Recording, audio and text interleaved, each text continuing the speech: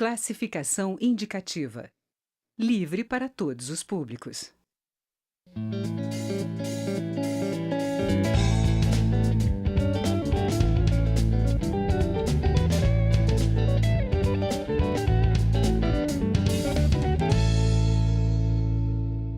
Olá! A Fundação Nacional do Índio teve um corte orçamentário de cerca de 44%. O total de gastos obrigatórios previstos para 2017, de 108 milhões, foi reduzido em maio para 61 milhões, o que deixou a FUNAI sem recursos sequer para pagar contas básicas, como luz ou água. O corte veio depois de uma reestruturação que cortou funcionários e alguns postos da Fundação pelo país. As restrições à FUNAI foram criticadas pelo Ministério Público da União e por lideranças indígenas em audiência pública realizada na Câmara dos Deputados, onde também foram denunciadas ações de ataques aos direitos indígenas. E o Palavra Aberta da Rádio da TV Câmara vai discutir essa situação com a deputada Janete Capiberibe, do PSB do Amapá. Deputada, obrigada por ter aceito o nosso convite. Como está a situação dos indígenas hoje no país? A política da bancada ruralista nessa casa, ela parou depois da CPI, FUNAI e INCRA, e ela passou a ser realizada diretamente do Palácio do Planalto, quer dizer, pelo governo federal. No 6 de julho, o ministro da Justiça publicou uma portaria de número 541, que ele teve que republicar com o número de 546, né, criando um grupo de trabalho, né, para formatar uma política pública de integração social. E esse grupo de trabalho integrado por FUNAI, Polícia Federal, Polícia Rodoviária Federal, Secretaria Nacional de Segurança Pública, Secretaria Nacional contra Drogas. Pela composição desse grupo para formular essa política de integração social, dá para perceber que nesse governo Temer, a política indigenista está sendo tratada como caso de polícia. Essa composição toda. Então,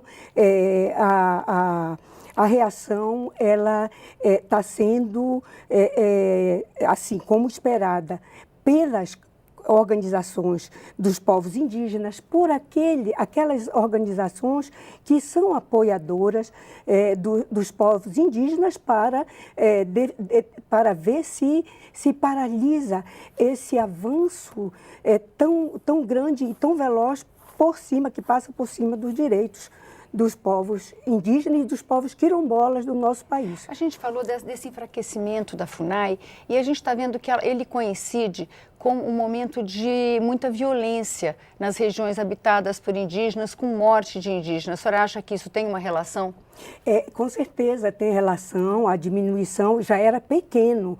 Quando estava a presidenta Dilma, diminuiu radicalmente, quase metade, o orçamento, e o pessoal da FUNAI, pessoal especializado, também está assim, na inanição, sem atuar, inclusive com populações indígenas não contactadas ainda na Amazônia. Isso aí é muito sério, são, se eu não me engano, 47 cargos que foram cancelados e que esse pessoal não trabalha mais na FUNAI com essas populações que ainda não estão no contato com o não índio. Aqui no Congresso, a senhora se lembrou que terminou recentemente a CPI da FUNAI e do INCRA. Uma das propostas da CPI é que não possam ser reconhecidos os direitos das populações indígenas se elas não estivessem morando na área que elas reivindicam desde 5 de outubro de 1988, que é chamado de marco legal, né? Então, não valeriam as reivindicações das terras indígenas se eles tivessem sido expulsos dessa terra. Como é que a senhora vê essa questão? Se a senhora acha que isso pode progredir? Essa questão do marco temporal, no dia 19 de julho, o presidente Temer aprovou né, um parecer da Advocacia Geral da União, que determina que o governo inteiro, o governo federal, a administração toda, terá que adotar esse conceito do marco temporal,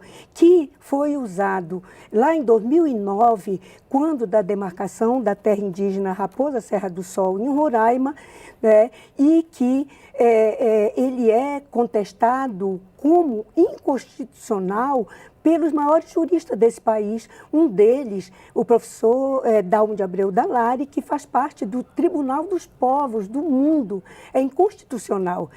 Então, não pode ser aplicada essa regra, porque pode ocorrer, isso que você coloca é interessante, porque o que pode ter acontecido exatamente no dia 5 de outubro de 1988, povos indígenas, comunidades indígenas expulsas, retiradas à força das suas terras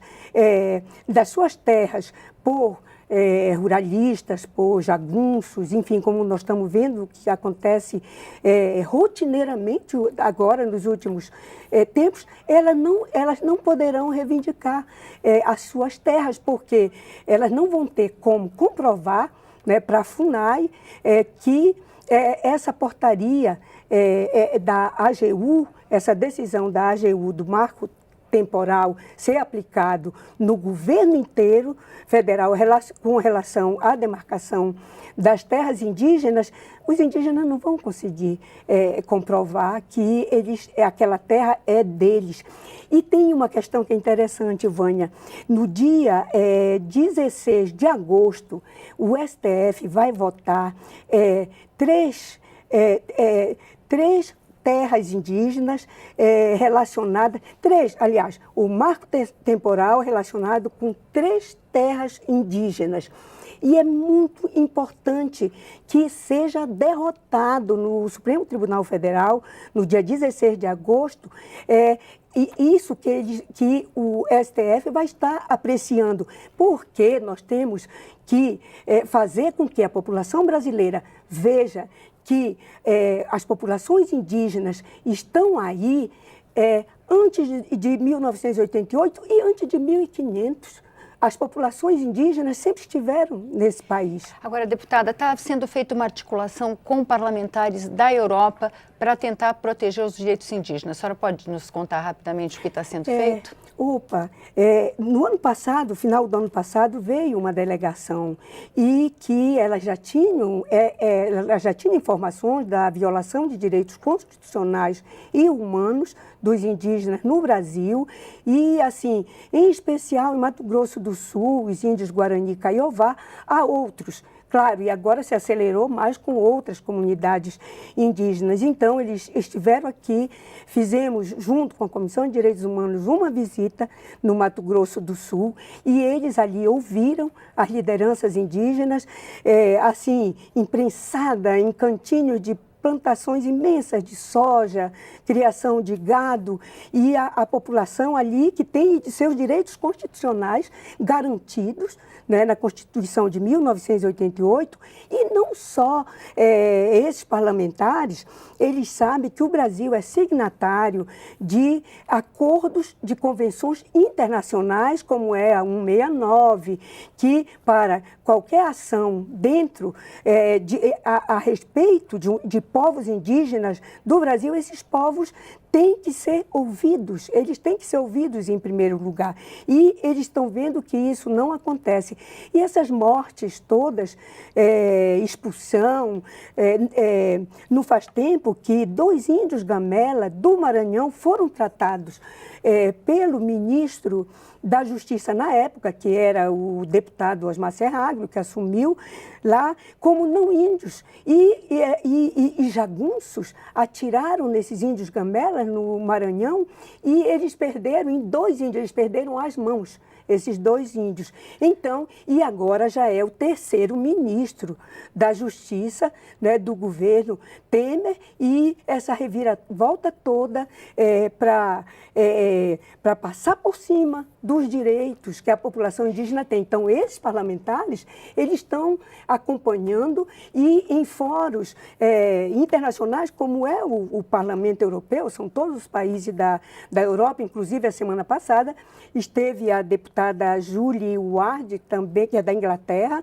é do Parlamento Europeu, e eles ali se mobilizam para tomar decisões que venham a frear esse avanço, né, de violação dos direitos humanos. Que medidas podem ser essas, deputada? Pode ter alguma forma de pressionar?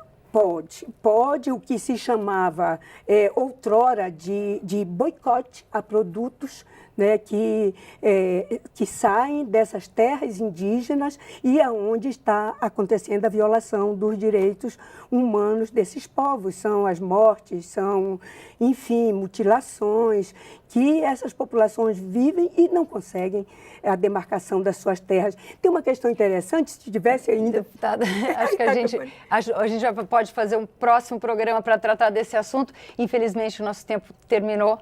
Eu agradeço a sua presença. Obrigada, Vânia. Nós conversamos com a deputada Janete Capiberibe, do PSB do Amapá, sobre a defesa dos direitos indígenas. Se você quiser rever ou compartilhar esse ou outros programas, vá à nossa página câmara.leg.br/palavra aberta. Eu sou Vânia Alves e agradeço a sua audiência. Até a próxima.